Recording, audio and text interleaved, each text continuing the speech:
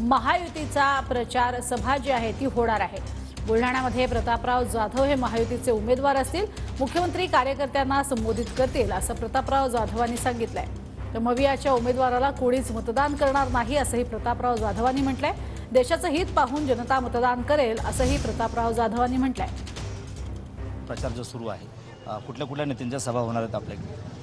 येणाऱ्या पुढच्या काळामध्ये एक महायुतीची आम्ही मोठी सभा त्या ठिकाणी मागितलेली आहे। अजून तारीख आलेली नाही, पण त्यामध्ये आदरणीय भारतीय जनता पक्षाचे नेते, उत्तर प्रदेशचे मुख्यमंत्री योगी आदित्यनाथजी यांची सभा, माननीय मुख्यमंत्री एकनाथराव शिंदे साहेब, माननीय उपमुख्यमंत्री फडणवीस साहेब, गडकरी साहेब, त्यानंतर माननीय उपमुख्यमंत्री अजितदादा, पंकजाताई मुंडे, या सगळ्या स्टार प्रचारकाच्या सभा आम्ही मागितलेल्या आहेत। आज मुख्यमंत्री बुलढाण्यामध्ये येतात, नेमकं कशासाठी येतात, काय?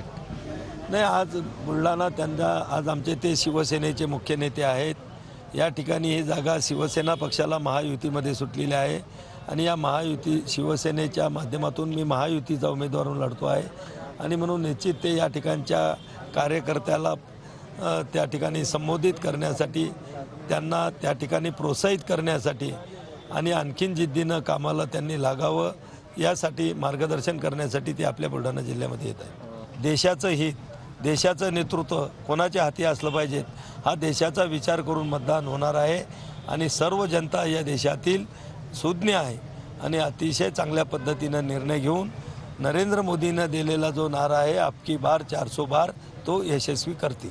नक्कीच। तर हे होते उमेदवार प्रतापराव जाधव। कॅमेरामन हर्षल निकमसह गणेश सोळंकी, TV9 मराठी, बुलढाणा।